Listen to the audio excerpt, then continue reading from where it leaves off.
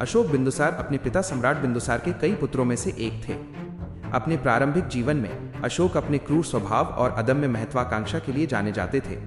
उन्हें चंड अशोक, चंदा अशोका, क्रूर अशोक कहा जाता था। उन्होंने तक्षशिला और उज्जैन जैसे महत्वपूर्ण प्रांतों के राज्यपाल के रूप में अपनी प्रशासनिक और सैन्य क्षमता का प्रदर्शन किया, लेकिन उनका सिंहासन तक का सफर खून खराबे से भरा था। बिंदुसार की मृत्यु के बाद अशोक ने अपने सौतेले भाइयों के साथ एक भीषण उत्तराधिकार संघर्ष लड़ा और अंततः मगध के सिंहासन पर आसीन हुए। उनका राज्याभिषेक लगभग 4 साल बाद हुआ, जो उनके शुरुआती शासनकाल में आंतरिक संघर्षों की पुष्टि करता है।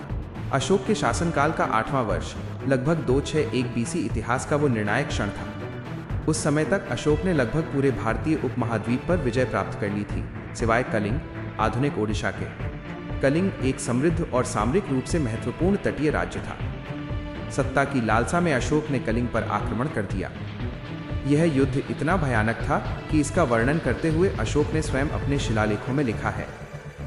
इस युद्ध में 1.5 लाख लोग बंदी बनाए गए, 1 लाख लोग मारे गए और इससे भी अधिक लोग घावों और बीमारियों से मर गए।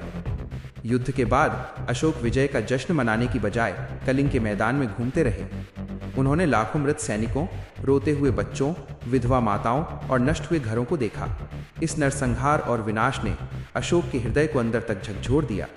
उन्हें अपनी जीत खोखली और अर्थहीन लगी।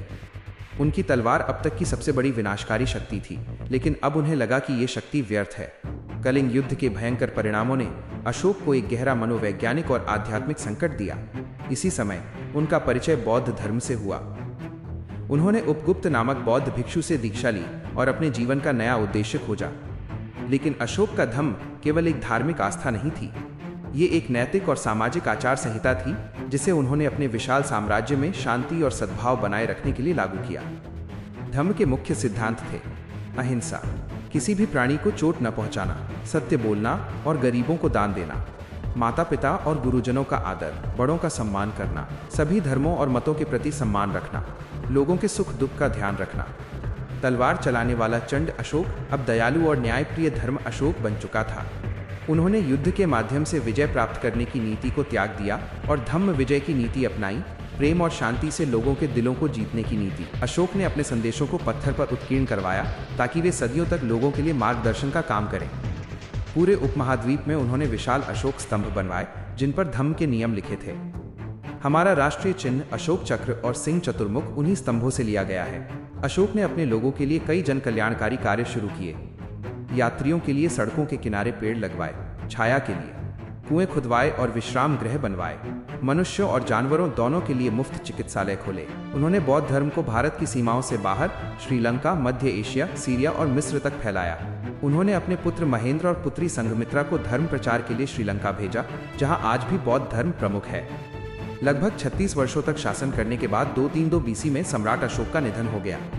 अशोक का साम्राज्य अखंड भारत का सबसे बड़ा साम्राज्य था, लेकिन उनकी महानता इसमें नहीं थी। उनकी महानता इस बात में थी कि उन्होंने अपनी शक्ति का उपयोग युद्ध और विनाश के बजाय मानवता और नैतिकता के उत्थान के लिए किया। वेल्स ने अशोक के बारे में लिखा था, तारांकन इतिहास के स्तंभों को हजारों राजाओं, सम्राटों और राजनेताओं के नामों से सजाया गया है, लेकिन अशोक का नाम उनमें एक अनोखी और शानदार चमक के साथ चमकता है। सम्राट अशोक की कहानी हमें सिखाती है कि सच्ची शक्ति तलवार में नहीं, बल्कि दया, न्याय और आत्म परिवर्तन में निहित है। कलिंग के मैदान पर हुई हार वास्तव में उनके जीवन की सबसे बड़ी जीत थी, जिसने उन्हें एक क्रूर राजा से देवानाम प्रिय, देवताओं का प्रिय सम्राट बना दिया। अगर आपको ये वीडियो पसंद आया तो इसे लाइक करें।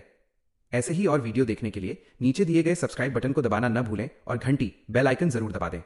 आपके लाइक और सब्सक्राइब से मुझे बहुत सपोर्ट मिलता है। धन्यवाद।